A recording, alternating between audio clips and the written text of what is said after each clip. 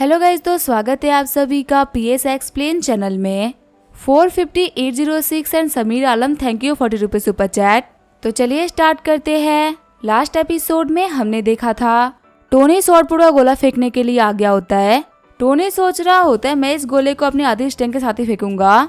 जियानन सोच रहा होता है इस बंदे को देख के ही पता चल रहा है कि ये बिल्कुल ही न्यू कमर है।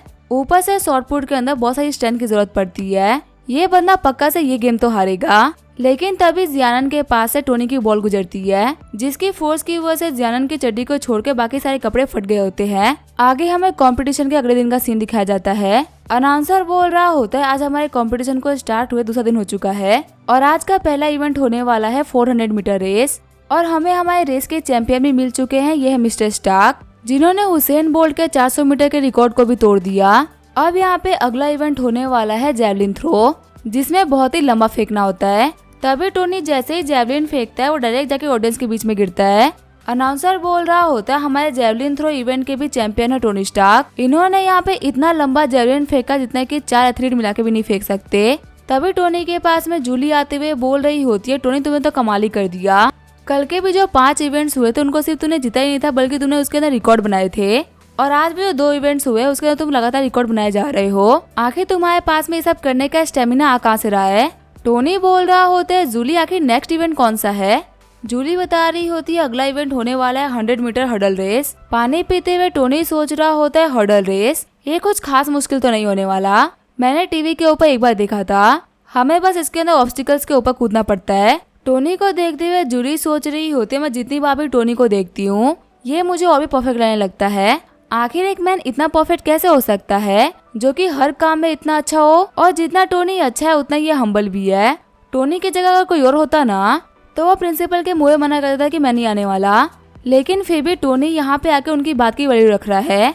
यहाँ तक कि 28 में से 10 कंपटीशन में पार्टिसिपेट करके ये इंश्योर कर रहा है कि हमारा कॉलेज नंबर 1 पे आए। वैसे मुझे पता है कि मैं कभी भी टोनी को हासिल नहीं कर सकती, लेकिन इसको देखने का एक्सपीरियंस भी काफी तक कमाल का है। हम देखते हैं वुशुआंग और ईहान को जो कि स्टेडियम में आ गए होते हैं।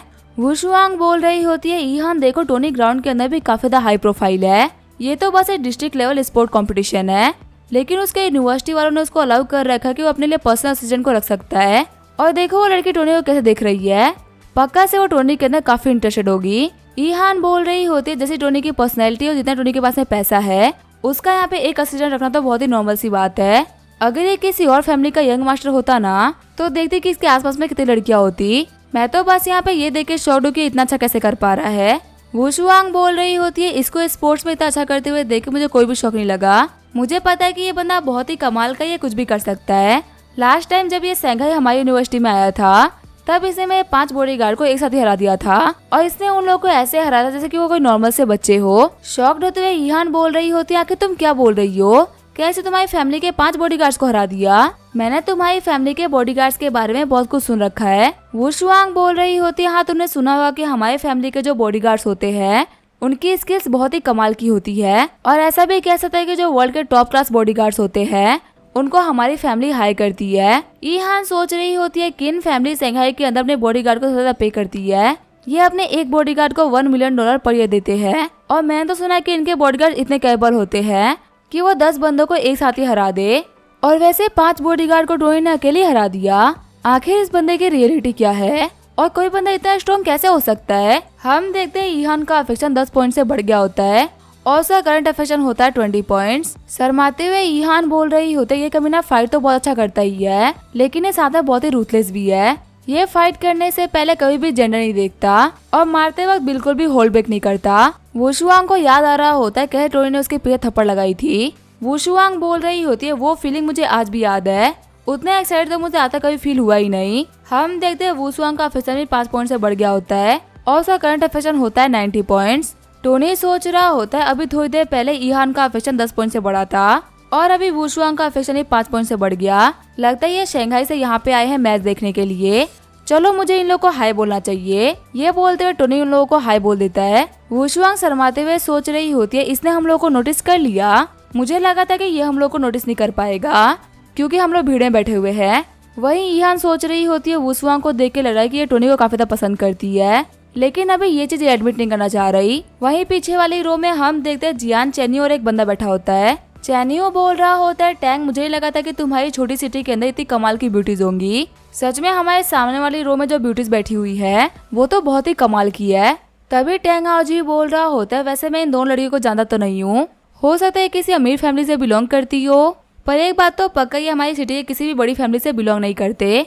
अगर ये किसी बड़ी फैमिली से बिलोंग कर रहे होते तो मैं पक्का से इन लोगों को जानता, लेकिन मैंने इनको पहली बार ही देखा है। चैनियो बोल रहा होता है, अच्छा ऐसी बात है। अगर ये किसी बड़ी फैमिली से होते तो इन लोगों को अप्रोच करना थोड़ा सा मुश्किल होता, क्योंकि बड़ी फैमिली वालों के सामने हम लोगों को सही तरीके से बिहेव करना पड़ता है। पर अगर ये किसी वेल्दी फैमिली से है तो इसे कोई फर्क नहीं पड़ता। मुझे यहाँ पे इन दोनों ही लड़कियों के नंबर चाहिए। टैंग हाओजी बोल रहा होता है, मिस्टर चैनियो आपको देख के लग रहा है आप हमारी सिटी के ब्यूटीज में काफी ज्यादा इंटरेस्टेड है। वैसे अगर मैं सच बोलूं तो इतनी कमाल की ब्यूटीज तो हमारी सिटी में नहीं है। पता नहीं ये दोनों लड़की यहाँ पे अचानक से कैसे आ गई। चैनियो बोल रहा होता है, हो सकता है मेरी किस्मत काफी अच्छी हो, किसे हुआ था यहाँ पे इतनी छोटी सी जगह के अंदर हमें इतनी कमाल की ब्यूटी देखने को मिल जाएगी। ऊपर से इन लोग को पटाना तो बहुत ही इजी होगा, क्योंकि हम लोग तो बहुत ही बड़ी बड़ी फैमिली से बिलोंग करते हैं। हमारी फैमिली का नाम सुनते ये हम लोग को हाँ बोल देंगी। हाओजी बोल रहा होता है, मिस्टर चैनियो आप बिल्कुल भी टेंशन मत लो, मैं अपने बंदों को भेजता हूँ इन लड़कियों का बैकग्राउंड पता करने के लिए। पक्का से इन लड़कियों की किस्मत काफी अच्छी होगी, जो कि आपकी नजर इनके ऊपर पड़ गई। थोड़ी देर के अंदर ही मेरे लोग इन्फॉर्मेशन लेके आ जाएंगे कि ये लोग कौन है और कहाँ रहते हैं। फिर इन लोग को अप्रोच करना आपके लिए बहुत ही इजी हो जाएगा। चैनियो बोल रहा होता है, ब्रदर टैंग आपका बहुत बहुत शुक्रिया, आपकी वजह से मुझे लगता है कि मुझे इन लोगों के पीछे बिल्कुल भी मेहनत नहीं करनी पड़ेगी। वही फील्ड में अनाउंस हो रहा होता है, अभी 10 मिनट के अंदर हर्डल रेस स्टार्ट होने वाली है। चैनियो सोच रहा होता है, टोनी स्टार्क तुम्हें इतना भी शो ऑफ करना है ना, कर लो। मैंने तुम्हारे ऊपर 50 रेस्टोरेंट का अटैक किया था और तुम मुझसे बच गए, लेकिन अब मैं तुम्हारे ऊपर सीधा वार नहीं करने वाला। अब मेरे स्नीक अटैक से तुम्हारा बचना बहुत ही मुश्किल होगा। मैं तुम्हारे ऊपर जो सरप्राइज अटैक करने वाला वो इतना खतरनाक होने वाला है ना कि वो तुम्हारी पूरी की पूरी इंडस्ट्री को खत्म करके रख देगा, और सबसे बड़ा डैमेज होगा तुम्हारे टोनी स्टार्क की इस महान इमेज पे, जिसे बनाने के लिए तुमने बहुत ही टाइम से मेहनत करी है, यहाँ तक कि अभी भी कंपटीशन में पार्टिसिपेट कर रहे हो। तभी रेफरी बोलता है 100 मीटर हर्डल रेस को स्टार्ट किया जाए। हवा में गोली दागने के बाद में सभी रेसर्स ने रेस स्टार्ट कर दी होती है। दौड़ते हुए टोनी सोच रहा होता है, मेरे लिए रेस क्लियर करना उतना ही आसान है जितना कि बाकी सारे इवेंट्स थे। लेकिन तभी हर्डल को क्रॉस करते हुए उसका पांव एक हर्डल टकरा जाता है। अनाउंसर बोल रहा होता है, मिस्टर स्टार्क ने इस रेस के अंदर अपनी पहली गलती कर दी है, और लगता है कि ये गलती उनके ऊपर काफी ज्यादा भारी पड़ने वाली है, क्योंकि उनका रिदम टूट गया है। शॉक्ड होते हुए ईहान बोल रही होती है, आखिर टोनी से ये क्या हो गया। हर्डल रेस के अंदर सबसे इम्पोर्टेंट चीज होती है वो होती है आपकी रिदम। आपको हमेशा एक ही पेज में दौड़ना और कूदना पड़ता है, लेकिन अगर आप गलती से भी ये भूलोगे कि आपको कब कूदना था और कब भागना था, तो ये चीज आपको काफी खतरनाक डैमेज दे सकता है। अब ये रेस टोनी के लिए जीतना बहुत ही मुश्किल होने वाला है। वुशुआंग बोल रही होती है, अभी तुमने क्या बोला, तुमने जो भी कुछ बोला ना वो इजी करके बताओ। ईहान बोल रही होती है, अभी हर्डल को क्रॉस करते वक्त टोनी का पाँव हर्डल से लग गया और इसी वजह से वो काफी लड़खड़ा गया। उसकी जो टाइमिंग थी वो भी गलत हो गई है, इसी वजह से देखो वो काफी बंदों से पीछे हो चुका है और बहुत सारे बंदों के बराबर आ गया है। अगर ये 800 मीटर रेस होती तो पक्का से टोनी अपने रिदम को बना लेता, लेकिन दिक्कत की बात तो ये है कि टोनी ने गलती 200 मीटर पे करी है और इतनी कम डिस्टेंस के अंदर अपनी रिदम बनाना बहुत ही मुश्किल होगा। इसी वजह से मैं कह रही हूँ कि टोनी हारने वाला है। वुशुआंग बोल रही होती है, ये तो बहुत ही बुरा होगा। टोनी ने कल से लेके आज तक अपनी विनिंग स्ट्रीक को कायम रखा था, लेकिन एक छोटी सी गलती की वजह से उसकी स्ट्रीक टूट जाएगी। वहीं दौड़ते हुए टोनी सोच रहा होता, मैंने कंपटीशन से पहले बिल्कुल ही प्रैक्टिस नहीं करी थी और सिर्फ अपने स्ट्रेंथ के दम पे मैं यहाँ पे कंपटीशन में पार्टिसिपेट करने के लिए आ गया। लगता है मैंने यहाँ पे बहुत ही बड़ी गलती कर दी है, क्योंकि अब मेरी बॉडी के ऊपर काफी थकान आ रही है। लेकिन मेरे सामने यहाँ पे वुशुआंग और ईहान बैठे हुए हैं, जिनके ऊपर मैं बहुत सारा पैसा खर्च कर सकता हूँ। वो स्पेशली यहाँ पे मेरे को देखने के लिए आए हैं। अगर मैं यहाँ पे हार गया तो उनके सामने मेरी इंप्रेशन क्या बनेगी। नहीं, मैं इस कमाल के मौके को जाने नहीं दे सकता, मुझे कैसे भी करके यहाँ पे जीतना ही पड़ेगा। ये दोनों ही मेरी तिजोरी की वो चाबी है जिनसे मैं बहुत सारा पैसा कमा सकता हूँ। अब लगता है कि मेरे को गेम को सीरियसली लेना ही पड़ेगा। फिर टोनी वहाँ पे अपने सारे स्ट्रेंथ अपने पाँव के अंदर इकट्ठा करने लगता है और सिर्फ वहाँ पे एक ही जंप के अंदर सारे के सारे हर्डल्स को पार कर लेता है।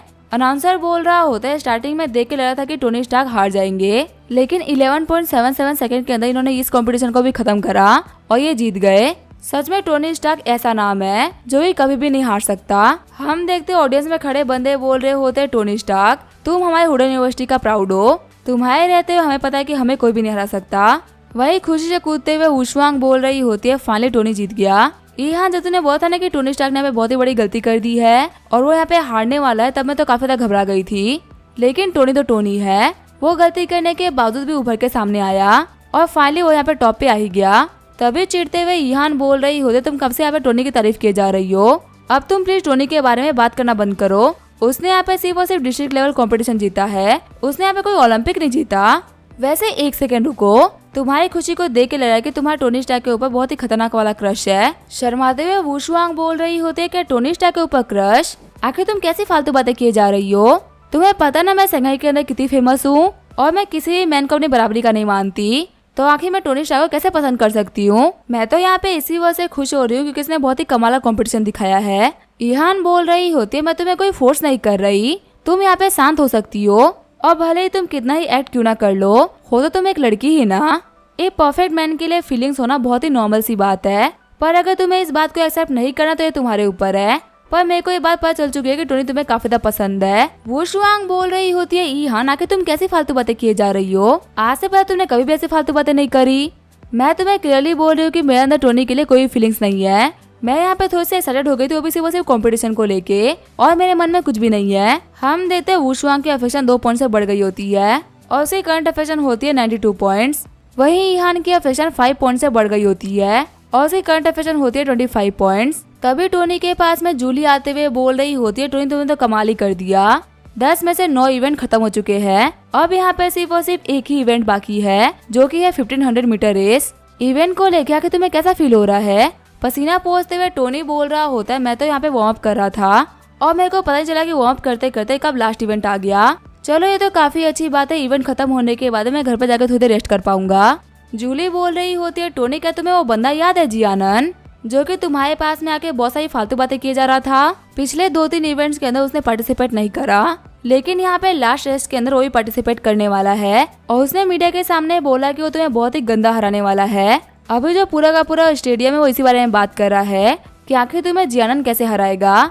वैसे अगर देखा है तो थ्रू आउट द कॉम्पिटिशन जियानन की जो परफॉर्मेंस थी वो भी काफी कमाल की थी। अगर तुम यहाँ पे प्रेजेंट नहीं होते तो तुमने वर्ल्ड रिकॉर्ड को ब्रेक नहीं करा होता, तो पक्का से यहाँ पे जियानन जीत गया होता। टोनी बोल रहा होता है क्या मेरा राइवल, आखिर तुम किसके बारे में बात कर रही हो, और जियानन नाम का तो कोई बंदा मेरे को याद ही नहीं है। हाँ एक बंदा मेरे पास में आया तो था, लेकिन वो बहुत सारी फालतू बातें कर रहा था, इसी वजह से मैंने उसके ऊपर ध्यान नहीं दिया। सीन चेंज होता है, हम देते हैं जियानन को जो कि लोकर रूम में बैठा होता है।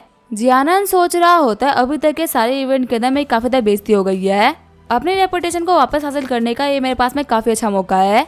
1500 मीटर में मुझे कमाल करना ही पड़ेगा। तभी वहाँ पे एक बंदा आते हुए बोल रहा होता है तुम्हें देख के लग रहा है जैसा कि तुम जीतने के लिए काफी ज्यादा डेस्परेट हो। वैसे मैं तुम्हें बता दूं कि तुम्हारे पास में जीतने के लिए आखिरी मौका है, तो इसी वजह से मैं तुम्हारे लिए यहाँ पे एक डील लेके आया था। शॉक्ड होते हुए जियानन बोल रहा होता है डील, पर कैसी डील, मुझे याद है कि मैं तो तुम्हें नहीं जानता। वो बंदा बोल रहा होता है जान पहचान में क्या ही रखा है, वह तो मैं भी तुम्हें नहीं जानता, बस एक बात हम दोनों में कॉमन है कि हमारा राइवल टोनी स्टार्क है और उसका मैं टोनी स्टार्क की प्रेजेंस रहते हुए हम दोनों ही नहीं जीत सकते। मैं यहाँ पे तुम्हारे लिए सुपर सीरम लेके आया था, इसको लगाने के बाद में टोनी स्टार्क तुम्हारे सामने कुछ भी नहीं कर पाएगा और तुम्हें इस सीरम के बदले में कुछ भी नहीं करना है, बस रेस के दौरान तुम्हें टोनी स्टार्क को बहुत ही खतरनाक चोट देनी है। जियानन सोच रहा होता है आखिर मैं क्या करूं, क्या मुझे इस बंदे की बात को मान लेनी चाहिए, पर अगर मैंने इसकी बात को नहीं माना और मैं डिस्ट्रिक्ट कंपटीशन में कुछ भी नहीं कर पाया तो मेरा करियर यहीं पे खत्म हो जाएगा। फिर वो सीरम को लेते हुए अपने हाथों में लगा लेता है। जियानन बोल रहा होता है एक बार जीतने के लिए तो मैं कुछ भी कर सकता हूँ। आगे हम देखते हैं सारे के सारे प्लेयर्स ग्राउंड में आगे होते हैं। अनाउंसर बोल रहा होता है आप सभी लोगों को इस इवेंट का काफी टाइम से इंतजार था, ये होने वाला है आज का लास्ट इवेंट। 1500 मीटर रेस के सारे प्लेयर्स रेडी हो जाए, सिग्नल के साथ में आप लोगों को रनिंग स्टार्ट करनी है। जियानन सोच रहा होता है टोनी तुम वेट करो, मैं तुम्हें खत्म कर दूंगा, अगर तुम नहीं होते तो कल और आज के सारे इवेंट्स मैं जीता होता। फिर रेस के स्टार्ट होते ही जियानन ने लीड ले ली होती है।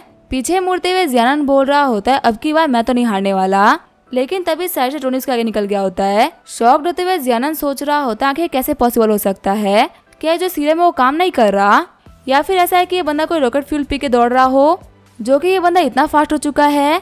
जियानन अपना पूरा ट्राई कर रहा होता है लेकिन वो बिल्कुल भी टोनी के पास नहीं आ पा रहा होता। जियानन सोच रहा होता है पहले राउंड के अंदर ये मुझसे 1 लैप आगे निकल चुका है, अगर अपनी पूरी स्पीड से भी दौड़ू ना तो शायद मैं से करीब ही नहीं पहुंच पाऊंगा। आज इस बंदे ने सच में मेरा दिमाग खराब कर दिया है। ठीक है अब मैंने डिसाइड कर लिया है, अगर मैं नहीं जीत पाया तो कोई बात नहीं, लेकिन टोनी स्टार्क अब मैं तुम्हें भी नहीं जीतने दूंगा, तुम्हें मुझसे पंगा लेने का लाइफ भर रिग्रेट रहेगा। अब इसका क्या होगा वो हम देखेंगे नेक्स्ट एपिसोड में। तब तक के लिए वीडियो देखने के लिए थैंक यू।